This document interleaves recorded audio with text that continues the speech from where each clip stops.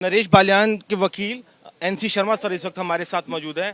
Sir, आज एक दिन की रिमांड और जब क्राइम ब्रांच ने मांगी थी वो खत्म हो रही थी, तो कोर्ट में क्या रहा, क्योंकि दोबारा से नरेश बालियान को गिरफ्तार कर लिया गया है। देखिए, जब वो पुलिस कस्टडी में थे, अभी एक्चुअली इट वाज अपेरेंट कि भाई आज बेल होनी है, और जब बेल हो रही थी उनको पता लग गया, जब आर्ग्यूमेंट हुई तो बेल हो गई। जब बेल हुई है तो बेल होते ही उन्होंने कस्टडी में जब वो बैठे थे, जैसे ही बेल की आर्ग्यूमेंट हुई है तो two view that too taken the view of जज, उन्होंने वहाँ FIR उस पर साइन करा लिया अरेस्ट मेमो पे, और उस पर कि जी हम स्पेशल कोर्ट से परमिशन लेके आए हैं कि भाई इनको इंटरोगेट करना है एक मकोका के केस में। और इनका जैसे इस केस में कोई लिंक नहीं था, ऐसे उस मकोका के केस में भी कोई लिंक नहीं है। और this arrest is totally illegal against the law, and certainly we will get justice from the court कि भाई ये अरेस्ट जो है पॉलिटिकल मोटिवेटेड है और अलग गलत है, इलीगल है, और we will certainly get relief in the court, special court. पहले तो जब पेश किया आपकी तरफ से रिमांड की एप्लीकेशन पहले ही लगा दी गई थी, दिल्ली पुलिस से नोटिस देकर जवाब मांगा था, तो उसमें कोर्ट ने जमानत दी थी, उसमें क्या हुआ सबसे पहले? जब हमने कोर्ट में पेश किया कि भाई 2023 के अंदर सेम ऑडियो क्लिप में पुलिस जो है वो सीज कर चुकी है जो वो CD थी, और आज तक उन्होंने कोई वॉइस रिकॉग्नाइज नहीं की, कोई उस पर इन्वेस्टिगेशन नहीं की। और जबकि यहाँ इन्होंने स्टैंड लिया कि जी 30 नवंबर को हमने पहली बार सोशल मीडिया पे वो क्लिपिंग सुनी है, और उस क्लिपिंग को सुनने के बाद हमने ये केस रजिस्टर किया है। तो कोर्ट ने देखा कि ये दोनों तरफ झूठ बोले जा रहे हैं। एक तरफ तो वही एजेंसी आपकी सीज कर रही है उस ऑडियो क्लिप को, और वही एजेंसी कह रही है कि हमें 30/11 से पहले इसके बारे में पता ही नहीं था, ना कोई 41 का एक नोटिस दिया, ना कहीं भी कोई कंप्लाई की डायरेक्शंस।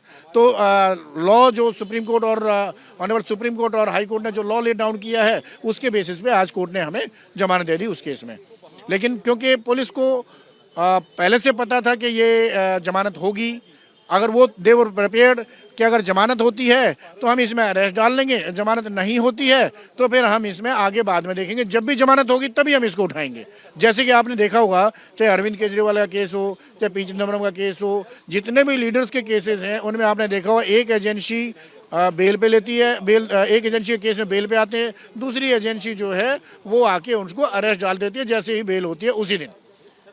मकोका है, काफी सख्त धाराएं हैं, एक संगठित अपराध जहां पर होता है वहां पर लगाया जाता है, तो अब आपको क्या लग रहा है कि कितनी मुश्किलें जो है वो नरेश बालियान की बढ़ गई हैं, और जो मकोका लगाया है वो क्यों लगाया है, उसके कुछ ग्राउंड्स बताए हो? देखिए, मकोका क्यों लगाया है इसकी तो कोई ग्राउंड आज भी पुलिस कोर्ट में नहीं बता पाई।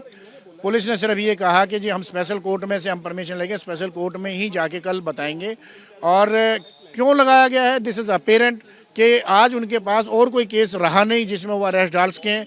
मकोका ऐसा है कि उसके अंदर किसी को कुछ बताने की जरूरत नहीं है, किसी को कुछ प्रजम्पशन एक ग्राउंड ले लेते हैं। मकोका एक्ट ऐसा है जिसमें प्रजम्पशन बहुत रोल प्ले करती है, तो वो ये प्रजम्पशन के बेसिस पे कहीं भी किसी भी आदमी को उठा के डाल सकते हैं कि नहीं जी he is connected with them, कि जी ये उनको फेलिसिटेट कर रहा था, उनको हेल्प कर रहा था, उनको फंडिंग कर रहा था, कहीं भी कुछ डाल देते हैं। उन्होंने कहा कि जी इसमें पैसे का लेन देन आज तक किसी भी FIR में, किसी भी केस में ये कहीं नहीं आया है कि किसी ने एक्सटॉर्शन का पैसा किसी को दिया हो। तो ये सारी चीज़ें ये टोटली इलीगल है, अरेस्ट भी इलीगल है, एंड वी होप कि कल स्पेशल कोर्ट जो है वो उसको कंसिडर करेगी और a will release the applicant. Special court में कल चैलेंज करेंगे? 100% चैलेंज करेंगे। कल इनको पेश करेंगे, उसी वक्त चैलेंज करेंगे। एनसी शर्मा जो कि नरेश बालियान के वकील हैं, उनका कहना है कि पुलिस ने गलत तरीके से गिरफ्तारी की है, और कल जब क्राइम ब्रांच नरेश बालियान को स्पेशल कोर्ट में मकोका के मामले में पेश करेगी तब उनकी गिरफ्तारी का ये अदालत के अंदर विरोध करेंगे। कैमरामैन सुनील पांडे के साथ Varun Jain, ABP news, Delhi. For exclusive and insightful videos, subscribe to our new channel ABP Live Premium.